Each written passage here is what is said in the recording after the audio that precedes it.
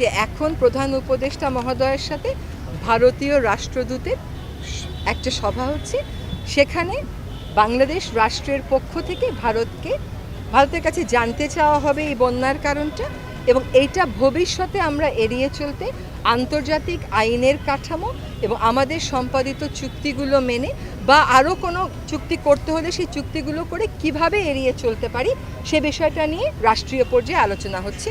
কাজে অবশ্যই অফিসিয়াল চ্যানেলে জানানো হচ্ছে। আরেকটা হচ্ছে যে দেশের একটা বাস্তবতা থাকে, মানুষের একটা ভাষা থাকে, সেই ভাষার ব্যাপারে আসিফ অলরেডি কথা বলেছে। আরেকটা হচ্ছে একটা গণ অভ্যুত্থানের সরকার যখন দায়িত্ব গ্রহণ করে তখন মানুষ কিন্তু পূর্বের প্রশাসনকে যদি একই রকম দেখে তাহলে মানুষ একটা ভিন্ন বার্তা পেয়ে যায়। ফলে গণ অভ্যুত্থানের